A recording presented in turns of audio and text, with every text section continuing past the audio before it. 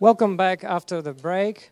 Thank you very much for joining us. Our next speaker, Serhiy Kostyshyn, specializes in data processing, microservices, clean and robust architecture.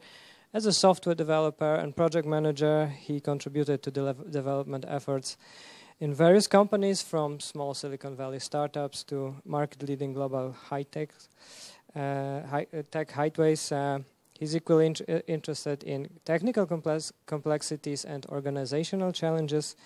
Today, he will share his experience and give us some hints on how to work faster and how to work smarter by applying some effective practices for engineering teams.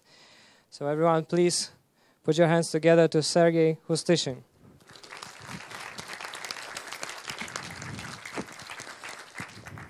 Thank you. Hi, everyone. Can you hear me well? Too loud? Good. Okay. Thanks for the presentation, for the introduction, and I would actually like to mention something else which is relevant. So I have been lucky enough to have worked with companies directly for the company, so as a consultant that ranged from 20 to over 100,000 people. And it turns out that as you probably would expect, the companies or the good teams in those companies share a lot of commonality in how they approach the engineering of their systems. So before we get into the speech itself, I would like to ask you a question. Who of you is working on any kind of, developing any kind of system or project? Okay, who's developing a system or project that is already currently in production? Okay. Who is satisfied with the speed with which you can ship new features or make the changes to that system?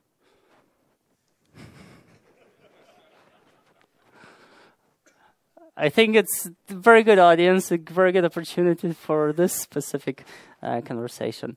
And you know why it's a problem, right? First of all, the feature surface of large systems grows larger, and it's more difficult to just keep track of everything and change everything. The user base grows more diverse as well, so it's more difficult to satisfy all the users. But also those are the external factors. There are internal factors that there is technical debt, right? There are problems, issues with knowledge sharing within the teams. And today we'll talk about some of the practices that could help alleviate those problems to an extent and help you move as fast as you can while developing a system that is already in production. But we'll start from the dreaded thing that can happen in a large system. It is a production outage. So let's imagine this scenario.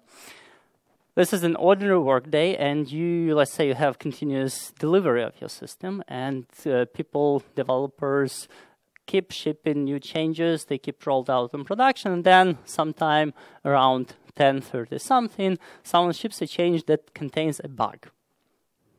If you have a good canarying process, then this feature with the bug does not get released to all the servers at once, but rather gradually to some of them. So initially, you would not notice much of the impact. The metric, and let's say this is a key metric for your revenue. Let's say, for example, you are a web store, and this is your checkout page.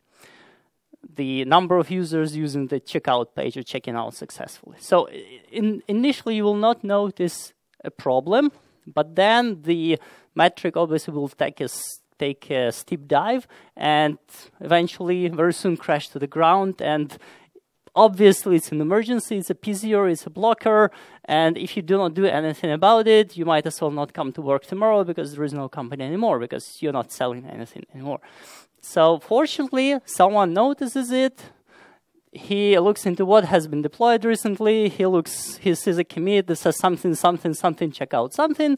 So he rightfully suspects that maybe there is a problem with that. He rolls it back. It gets canaried and rolled out gradually. And by the end of this chart, the problem is over as far as the technical side is concerned. Now let's take a another look at this, more detailed look from the business point of view at this event. First, how much of daily revenue have we lost during this outage? If we assume that people use our web store, let's say for 10 hours a day on average, because they don't use it when they sleep, when they shower, when they commute to work, and this outage has been for roughly half an hour. So it means that we've lost about 5% of our daily revenue, right? Half an hour out of 10 hours, roughly. Good. Now, what if we wanted to prevent issues like this? How much would it cost? Now, let's see. So, as I said, we have imagined that we have a continuous deployment. Engineers make changes, they test it somehow to their satisfaction, they ship them to production. There's the problem, right? So they can ship something that is not quite right, so let's do some QA before that. A lot of companies now do not have QAs anymore. I have recently worked at a couple of large teams that have 0 QAs. This is kind of a trend recently, I could say. But let's say we do want to hire QAs, and last time I checked, the ratio between developers and QAs used to be roughly 2 to 1. So let's say for each 2 developers, we hire 1 QA, we need to pay them salary and so on, obviously. So how much would it cost? Let's say, shyly, it's more than those 5% already. Now, what else does this mean, this QA process? It means that we are losing some of the agility that we used to have, because previously a developer would have finished this feature and it would go live the same day. If we do QA, it will, instead the ticket will go to QA, QA will take a look at it that day or maybe next day, then ideally we would need some pre-release testing, integration testing, whatever done. So the delivery deadline slips by a couple of days, maybe a week, depending on your processes. So how much would it slow us down? Depending on your organization, how you organize it, I would say very wide range, from 10 to 50%. Now, if you look at it from the business point of view, when someone looks at these numbers, at this chart, the one question that he is going to ask is it worth preventing then? And by worth, we really mean, is it worth the money to prevent it rather than to put up with it? That's a very good question. The answer there's no single answer. The answer most likely is in balance. A balance between prevention activities, which is designing and testing, investing in that part of activity, versus the reaction, knowing that the issues will occur and being actively monitoring them and being ready to respond to them. And I would argue that the more agile company is, the more early stage it is, or the more user-facing it is, the more likely it is to put more stress on this react part rather than on the prevent part.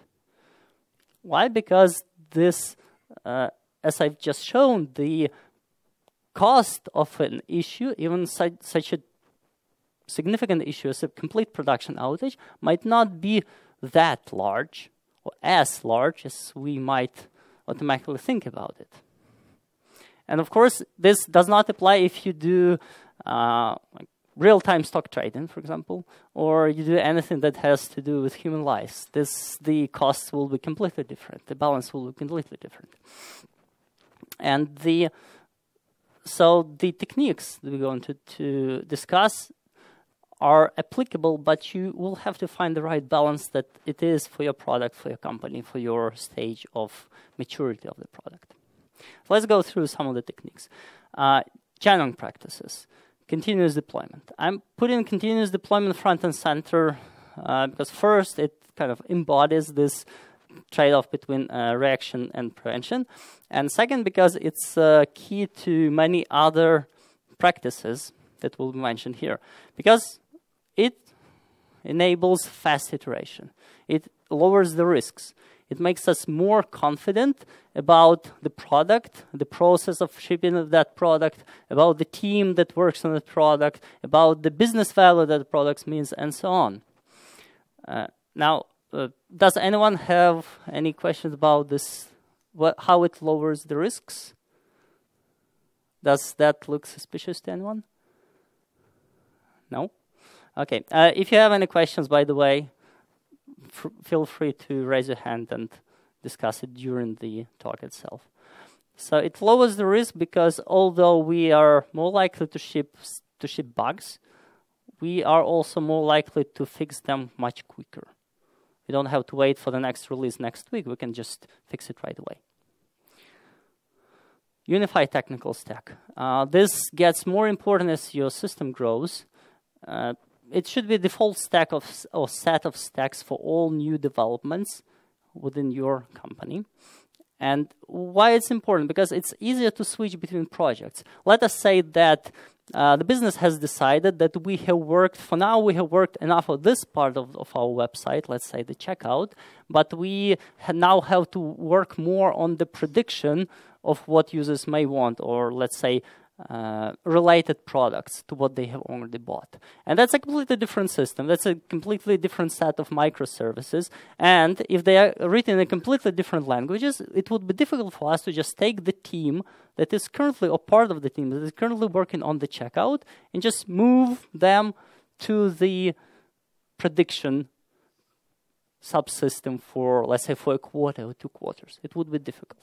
If we have unified technical stack, for sure they will still need to learn a new system, but at least they will not need to relearn from Python to Java, for example. And overall, it promotes deeper knowledge in the developers of the technology they are working. So if you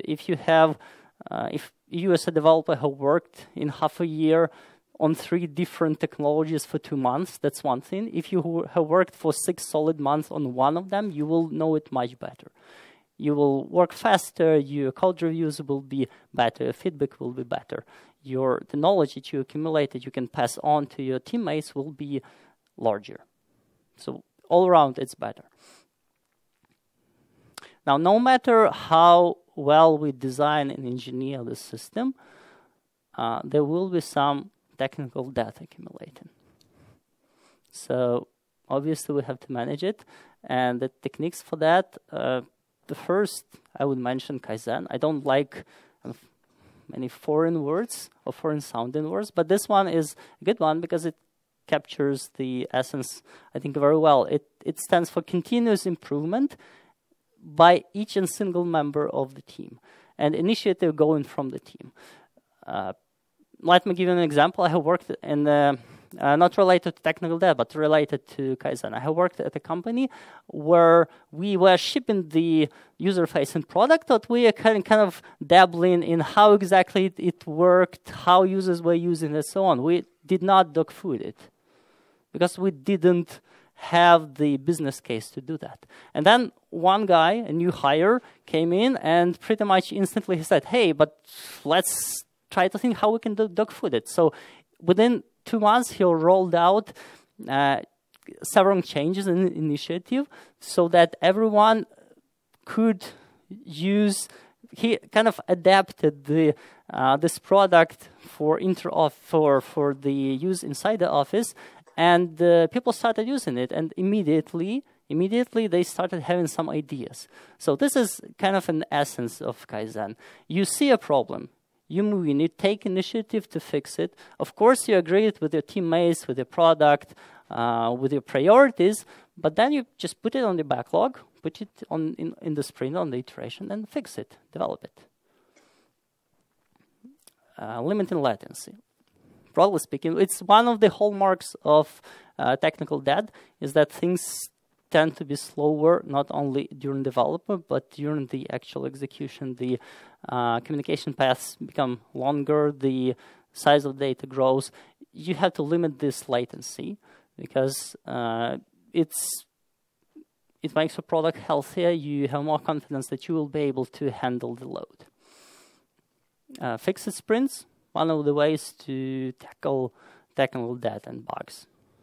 And last but not least, strong engineer representation in business. It is often, we all know that it's often difficult to convince the product owner or the product management that we need to fix those technical bugs, the technical debt. We need to do that refactoring. So if you have a strong representative in the meetings that business has, be it CTO, be it the system architect, be it a head of an architecture group inside the team or team leads, they could help get the point across. And it should be, as I said, a strong representative. It's not just ad hoc discussion once in a while. Knowledge sharing. When we talk about knowledge sharing, we often think about how to distribute the knowledge about something to all the people. But it's only half of the equation. The other half is equally important. Let us say you want to develop something, you are not sure how to best do it. So the other part would be how to collect all this knowledge from all the people and make sure that you are not missing anything. So let's call it knowledge sharing and then combining, so that it's clear that it's a two-way process. First thing, I would like to posit it, written is best. As teams grow, as the communications grow, as the complexity grows, it's simply not feasible to discuss every change with every person on the team.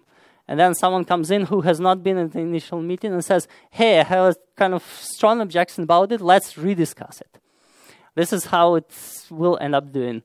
So that's why discussing it as written takes things offline, takes people time, gives people time to think about it, and does not require everyone to be present at the same time at the same place. And one way to achieve it is design documents or RFCs. An example is, this is what I taken from the Chrome project. I don't know if this is written by Googler, but to me it looks like similar to what it would look like at Google. It's just a text document. It doesn't have very specific structure. It's not particularly large. It just covers a specific change to the system or a new part of the system in just enough details so that all the important points are discussed, covered, and resolved. And you can, once you have written such a document, so usually a person who is going to make the change writes the document and serves as the primary author, but then shares it inside the team and also across the organization. So what follows then, after the document is shared, is open, broad discussion. So let's say you have 100 engineers, you have this design document, RFC, that pertains to the system that your team develops, and you share it with everything. So how do you think how much people will respond to it? Usually just a few. So from my experience, after we have worked to introduce the design documents, the RFCs, after the first 10 or so RFCs, it was mostly 2, 3, 4 people actively contributing to all these RFCs, or most of these RFCs.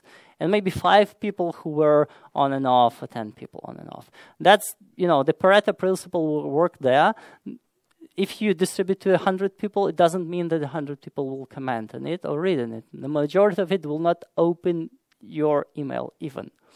But that's exactly what you need, because those people who do read and who do comment are those people who actually really matter, because they either have to integrate with the system directly or have worked with that system previously and have some knowledge in it, or generally have some interest in how things work, and so they will be very motivated to provide you with quality comments. And this is exactly what you need.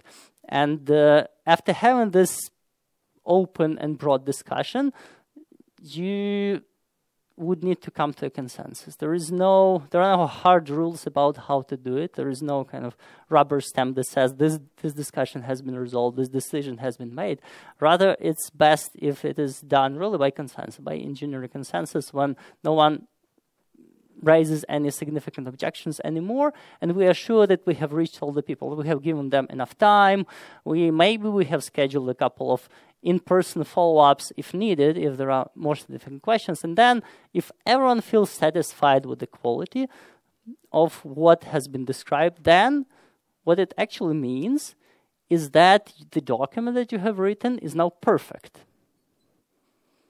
And perfect not in some kind of idealistic, abstract sense, but in a sense that it is as good as the combined knowledge of your organization at this time can make it.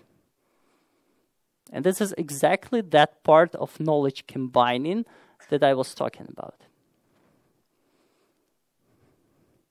And another part of this knowledge sharing combining is technical talks and demos across the teams. I think that's pretty self-explanatory. Now, who has seen this picture? Okay, it's pretty popular. It comes from a blog post. It's a branching strategy for Git. It comes from blog post from 8 or 7 years ago. And it was so immensely popular that I worked in 2 successive companies. For each of them, this was the reference on how we do branching. There are some issues with it, though. It tends to create too many branches, sometimes more than objectively are needed for a given relatively small repository or small team or small project. There are issues with merging often, especially if the branches diverge a lot. And generally, there are overheads that grow as the work on your repo grows. As an alternative, so if you are going to use it, think again. I'm not saying it's bad, but think again. There are alternatives that might be more flexible, such as a linear commit history, so that you literally have only one branch, one global branch. Of course, you will check out to a local branch on your machine, maybe committed, but no one will see that branch other than you. There is one branch where all the commits are stored, and there is no chaff in a sense. There are no merge commits. The commits that says this branch has been merged to that, there is simply none. What it enables first fewer merge commits, fewer merge conflicts, and second, if there is ever a production incident, a production outage, and you need to analyze the commit history for the last hour or 2 hours and see what may have caused it, you do not have to sift through the diffs that only point the merges and the conflict resolutions or just fast-forward merges. Each of the commits says, we have added this feature. So if you suspect that this commit has caused an issue, then by reverting it, you just take out the entire feature until it gets fixed, rather than taking out a small part of it and then not being sure if it still is working or if it's still working correctly or what happens to it. And a few magic words that needs to be used to make that possible is squasher base as fast-forward merge. And luckily, GitLab has relatively recently, half a year ago, I think, has added support for this. So there's little excuse to not using it. Component ownership. Your system will consist of components, and components can be literal components on your web page. For example, a search box. You understand that behind the search box, probably you have a pretty large infrastructure of search services, indexing services, whatever is going on there. Or it can be literally a service. Again, that same search service by itself. So that's the sense that I mean the component in. And each component should be owned by a single definite owner team. So that if you know that a search box has broken, then you know which teams team to go to. You do not ask everyone, hey, the website is not working, the search box is not working. You know right away who owns it. Even if they did not introduce the bug, they are still the best first contact because they have the most knowledge and they will be able to debug it fastest. And we have to keep in mind that the owner team does not mean an owner person. We still want to keep the buzz factor much larger than 1. So inside the team, ideally we want to have a shared understanding, shared knowledge about this component. And how we do it? Through the same design doc reviews, code reviews. And another thing about this design doc reviews and code reviews is that whenever someone makes a change to a component, like the aforementioned search box, from other team, let's say you want to add an icon, you want to restyle the search box, right? You are part of the front-end team, all you need to do is to restyle the search box. But you might break some functionality, so you just include that the team that owns the search box into all of the design documents, into all the code reviews. You can even do that automatically for code reviews, so that whenever a file under a certain subtree is touched, then the team who is designated as the owner for that subtree gets added to the code reviews. It works pretty well. Now, who works with... Okay, I think many of us would work in Scrum. How long are your Scrum sprints? Who has sprint of 2 weeks? Okay, 3 weeks or more? 1 week or less? Okay, 4 weeks or more? No one? 2 weeks is really pretty standard. I have worked with sprints of 1 week. At first it looks stressful, and it is stressful to a large part, but honestly I cannot say I haven't been as productive as a developer in shipping the features, getting things done within that 1 week time frame as I had been during that time. So the shorter sprints you have, the more aggressive you limit work in progress, the faster you overall move, the faster you can make changes, and the faster you can bring the incremental small changes that show the value to the stakeholders. Now let's talk about the... are there any questions to this so far? Okay, let's talk about minimizing risks. So this had been general practices. Now we are getting closer to what we had started from: production outage and bugs. There's always obviously a risk of them happening. So how do we minimize those risks of increasing technical debt, all the risks that we have to deal with? First, deployment and rollback. Continuous deployment, already mentioned. Canary, blue-green deployment. Blue-green deployment means that you essentially have 2 sets of identical servers, and when you deploy, you just deploy to one of the sets and then gradually ramp up traffic to that set. And then when you confirm that it is working just like the existing code, then you ship the code, you deploy the code to both of them. That's the thing that enables Canary, that's the thing that enables quick rollback. Because if there is a production bug, a production outage, you can just the code that's causing it has been only deployed on one set of servers. You do not have to do any redeployment to fix that outage. You just need to change the configuration to shift all the traffic to the healthy and known good servers while you revert the version. So this enables recovery from a major P0 bug, code bug, simple like this. And simple rollback criteria and procedure should be in place. And let us take another look at the same chart that we've had. So you've noticed that as the metrics had started to fall, it was not immediately clear that there was an issue. But at about this point, someone who would be tracking this metric should have noticed it manually or automatically, it doesn't matter, that something is not wrong, and suspect something is not wrong, and initiate the rollback procedure. Instead, what has happened in our fictional but realistic example is that the rollback procedure has apparently been initiated right there. So what was going on during that part?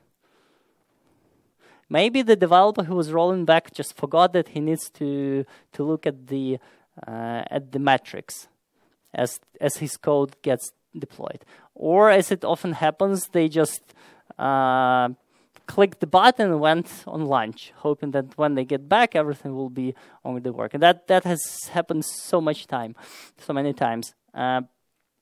What we want to do, essentially, by having this simple rollback criteria and the procedure is to shift this line further to the origin. And even if it's manual, it would be like 2 minutes apart maximum. So that you can take a look, you see, this is one of the key metrics that we have. So it shouldn't be behaving like that. Whatever is the reason, I don't know what the reason is. I don't know if that's my change that caused it, but I would better revert whatever changes had been done recently and then take the time, have enough time to investigate. And the intended benefit, the intended goal that we have here is, again, monetary. So if a given outage costs us not €1, let's say, but €0.50, then it means that we can make, essentially, twice as many production outages as was previously possible for the same impact to the business. Or, in other words, move twice as fast if we can fix the production outages twice faster. Or simply just have half of the impact. So this is what a good discipline in issue detection and rollback enables us to do. Essentially, to lower the cost of each individual critical bug to the point when we do not even mention them too much, unless like 1 critical bug per day is fine, 2 critical bugs per day are fine because we do not lose much money because of them, but that enables us to move fast. Gradual non-breaking changes, feature flags versus feature toggles. Does everyone know what the feature flag is? Who doesn't know?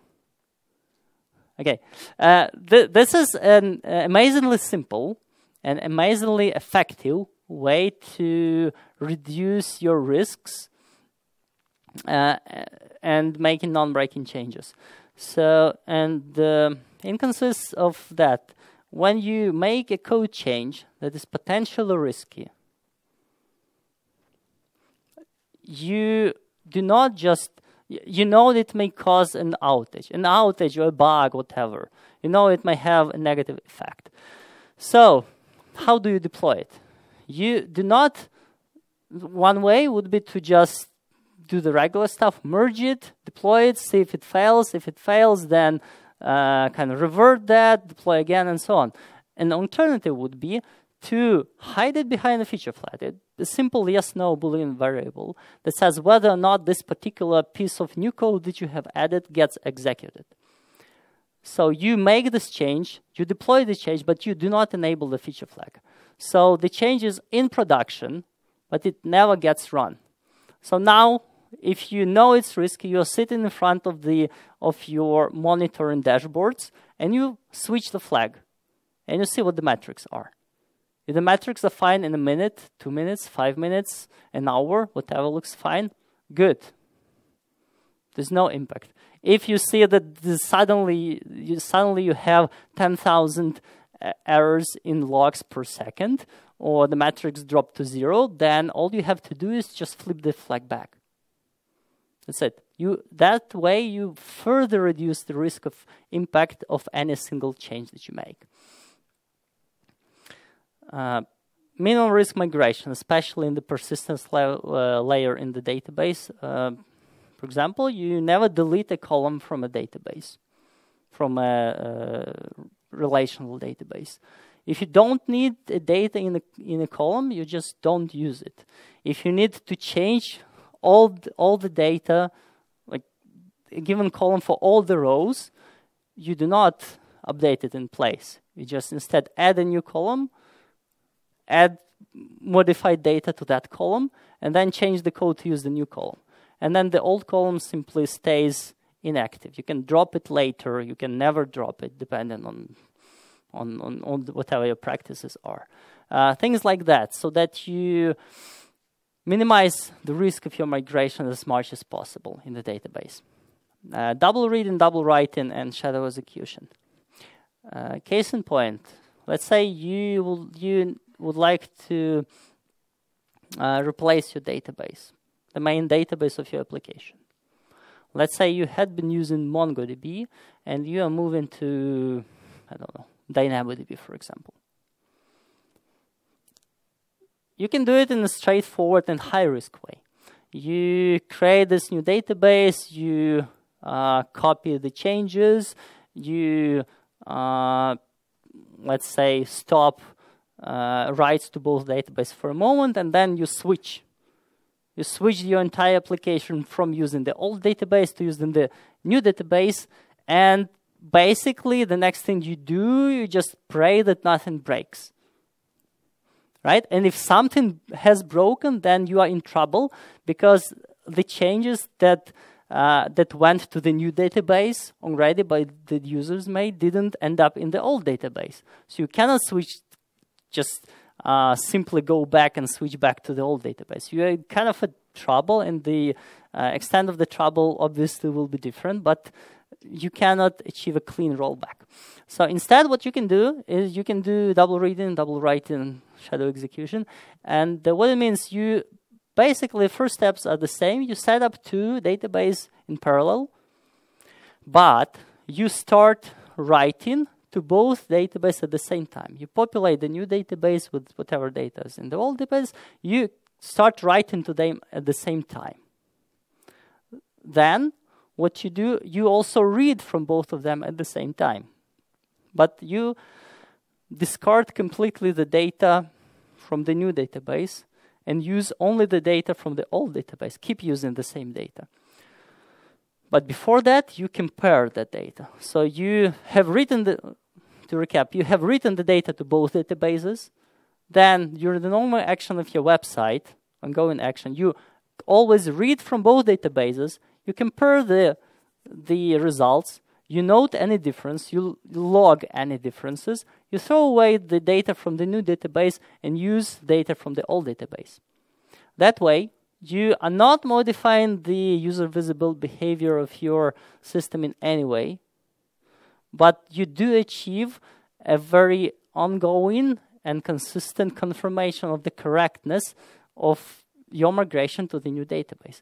And after you have run these two databases in parallel for a week, let's say, or a month, whatever, you can be 99.9% sure that they will behave exactly the same when you switch from the old database to the new one.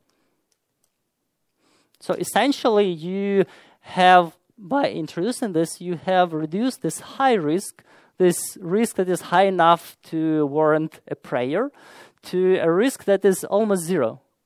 It is almost non-existent at all. And this is just one example, and generally these techniques are very useful in many applications, in many parts of your system. Now let's talk a little bit about the monitoring. This is a screenshot from Grafana, a very popular dashboarding tool for whatever metrics you might be collecting. So monitoring, I've mentioned it a couple of times. You will need to do it if you want to even dabble in this trade-off between prevention and reaction. Not to mention that even if you don't, you still need to monitor your system. You still would, I'm sure you would like to have, would need to have a robust monitoring infrastructure. There could be, conceptually, dashboards that are common for the entire system. They would most likely be owned by the team who gets paged at night when something goes wrong, which is SRE team or DevOps team or infrastructure team, whatever, or teams. And there would be component dashboards. For example, again, if we mention the search box, then the team who is responsible for the search box, for adding the functionality for the search box, is also the best team to create a dashboard for it, because they do know what kind of things they would like to track, what kind of latencies they would like to track. They would be able to act on those latencies. So the component dashboards would be owned by the corresponding component team, and some of them will also be rolled up to the common dashboards. What it enables is that if any alert goes out on any of these dashboards, effectively it's very likely that more than one team will get notified. And it doesn't mean that we send all alerts to all teams.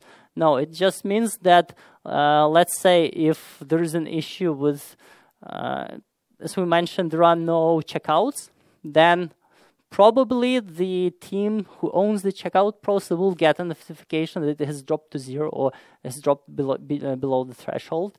Maybe the team that owns the database for the checkouts will also get that there is no activity on the database for some time. That will get an alert.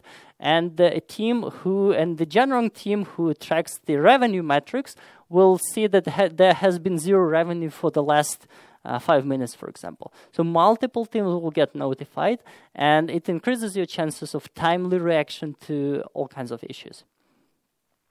Now, the last section, incident preparedness of response. So monitoring, minimizing risk is fine, but we know that incidents will happen. It's not a question of if, it's not even a question of when. It's rather a question of how many production incidents we will have per unit time, per month, or per week, or per day. So first half, incident preparedness. Component ownership, that I have just mentioned.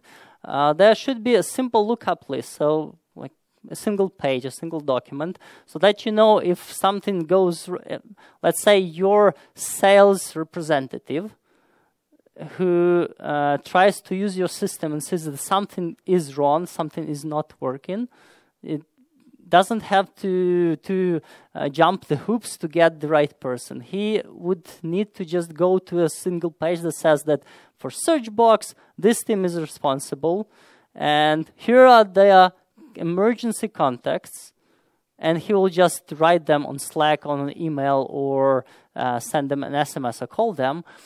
And that, again, increases, this prepares the ground for very quick, super quick reaction to any kind of critical incidents that you might have. And you would also need to have on-call rotation on alerts and automatic escalation in case, let's say, a person has fallen asleep, doesn't hear the alerts.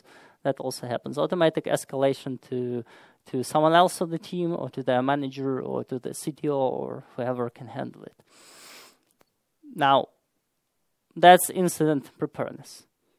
Now, the incident response, because we know that the incidents will happen, the fires will start burning, and it's good if we intercept them at this stage, when not everything has yet burned down. So, incident response. Feature flags.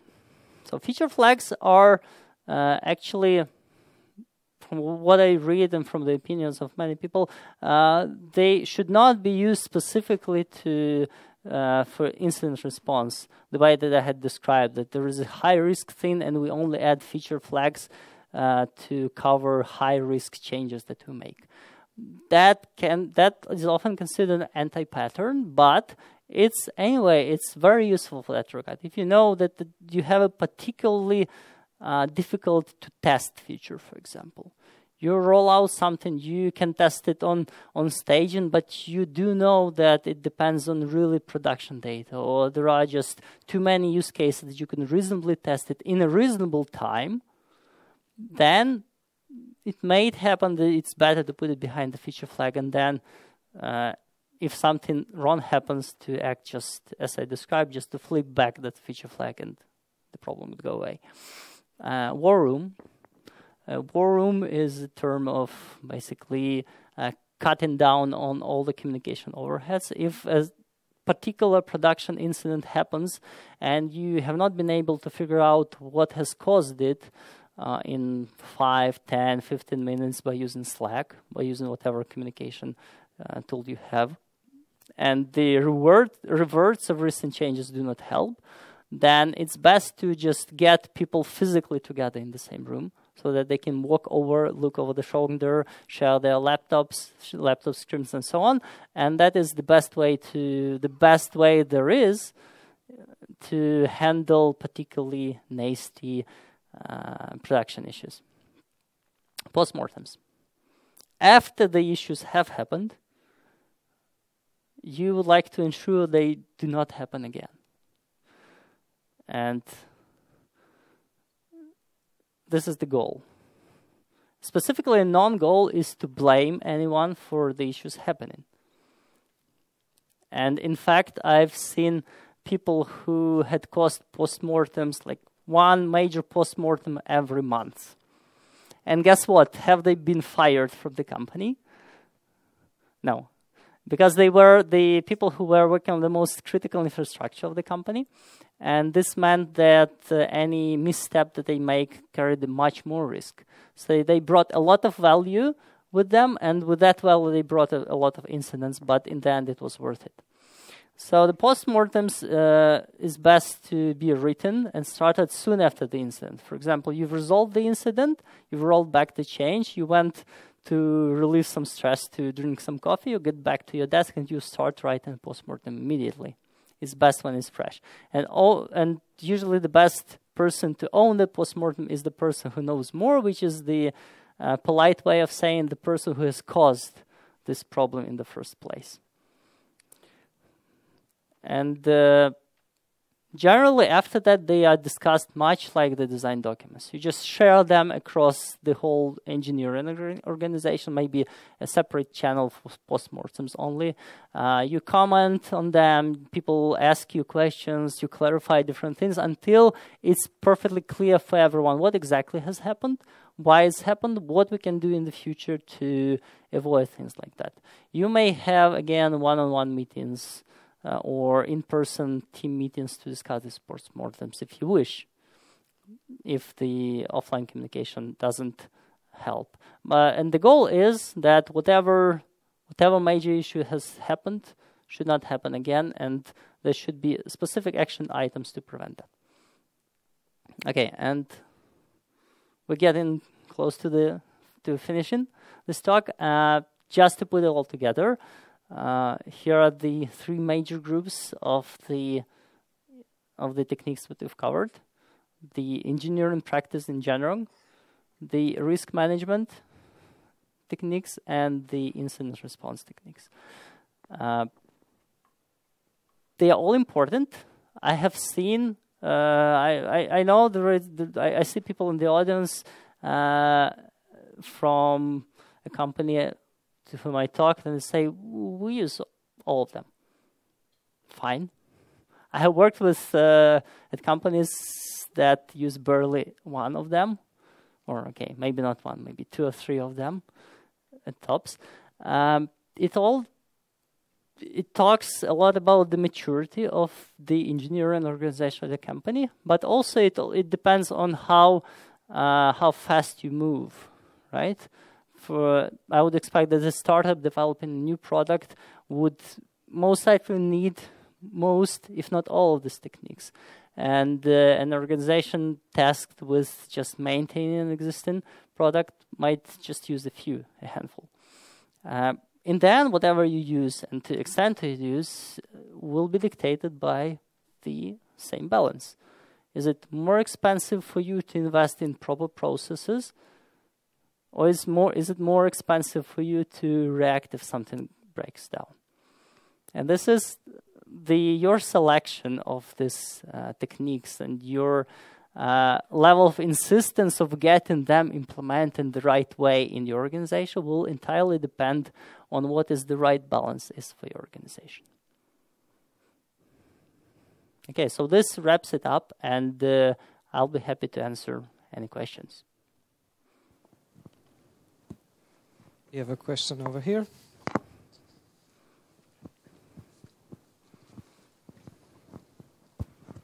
Hey, thanks for the talk. I have the question about the component ownership, because it often happens that there are teams that was originally dealing with some kind of piece of functionality in the big platforms, and what to do if there is like partial this team still exists, but they have completely different set of like area to be taken off.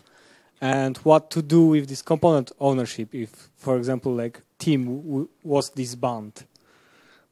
And what is the problem that you have in mind? Is it an issue, the kind of sudden bug? Who should like take the ownership of this component if the team that was originally dealing with this kind of functionality have been disbanded or like moved to the completely different area of interest? Okay, thanks for the question. The answer will depend on how this component gets used. So if it's actively used and you know it's critical, then there should be a team, or let's say even a sub-team, a couple of people remaining who are spelled out who know this. If the bus factor falls dangerously low, you would like to preventively maintain it at some level, right? To share the knowledge between many people. On the other hand, if this component is not used anymore, it's obsolete, or the usage declines, then this is something that was not covered at all here, because it's not about engineering, it's about project management and portfolio management. Maybe this component is not needed anymore. Maybe we can just shut it down. You know, there's a certain software development lifecycle. The last step is the shutdown of the system that has been developed. Maybe that component has to be shut down, and its functionality transferred to some other component or system or team, which in that case would have de facto when they happened. And in that case, we not only completely remove this problem, who should be responsible, but we formally relieve people from having to think about it and having to maintain this bus factor or whatever. Okay, we have another question here. Hi, I have some follow-up questions to the component ownership. So supposedly that we have 2 generations of our product and component is reused across 2 generations. So what would be the good approach? Stick with the component ownership or lean towards the generation ownership and do the like kind of product team? Do the same teams own both generations of the product? Yeah, probably yes. Then the components should probably kept with the same team. So if it's the same team, they have developed V1, we for some reason decided we want to develop V2, and it's still the same team, and V1 is still in maintenance, then whoever was responsible keeps being responsible, if I get your question right. Yeah, okay, thanks. Okay, we have a question here as well. Actually, I have 2 questions. The first question would be, you mentioned that it's good that you have a strong engineering in business whenever there is a need to deal with a situation with technical debt. So I was wondering, how could you actually be more specific? What does it mean strong? What qualities is like for you to have a strong to convince, I don't know, that this should be taken care of? Wow. It's an excellent question. The person or persons who are tasked with that would ideally have not only strong technical knowledge, but also a strong understanding of the business level problematics and the business value of the things they are working on, and would have strong soft skills to be able to present the problems in a way that is understandable to non-technical business stakeholders. That's what I have in mind when I talk about strong representation. And that person, of course, should be motivated to raise those issues, not just sitting around and not participating if they think that less than perfect, less than ideal technical decisions are being made. So they should voice their objections at least, or initiate some discussions. Okay, thanks. And one more question. I see a conflict of interests actually in company. I'm not sure what's the model you've been most working with. Like, do you have a separate DevOps team that is responsible for pushing to production, or the software engineers who are themselves developing the features, they are making the call, okay, we should not push this to the decision, and how then does it work? Usually the more decentralized you make a system, the higher throughput you can have, right? It's true for technical systems, it's true for how you organize deployments. So if we're talking about continuous deployment, in my mind, it automatically means that this specific, not only the specific team, but specific engineer, the specific developer has made the change, can click deploy. And then the SREs, so that person would need to take responsibility for the deployment to go correctly, right, and revert if there are any issues. But the SREs, or whoever the infra team, would also be looking at it by the virtue of their position, because they are the best position to deal with generic things that do not require specific domain knowledge, such as run commit being deployed, so they know how to do it, how to revert run commits across any of the system of the stack. Okay, thank you. One question over there, sorry, may I? Yeah, go ahead. Okay, I have a question. At some point you were talking about working in a Scrum team, and in many points you were talking about those components team. And in Scrum, I think they rather prefer to have, don't have components team. How you connect those two, like requirements or worlds? That's a really good question and a tricky question. So I think both things are correct, in a sense that yes, you would like to have a cross-functional team, but once your system grows beyond a certain level, you simply cannot have everyone being able to work on everything. If you think about, let's say, Gmail, there's simply no way that a single developer in Google would be able to work on any part of Gmail, right? You would need to create departments, to create separate teams, and so on. So this will come organically, and why it might look weird is because Scrum has its limits of application. Scrum is best when you're talking about a handful of teams, like 5 teams, 10 teams, whatever. I would not give a specific number, but a handful of teams, which means maybe 100 people. Maybe you can scale it to a few hundred people. If you have an organization with tens of thousands of engineers, you will have to have something larger than Scrum. And here we are getting to different things of scale in Scrum, like safe, less, or whatever.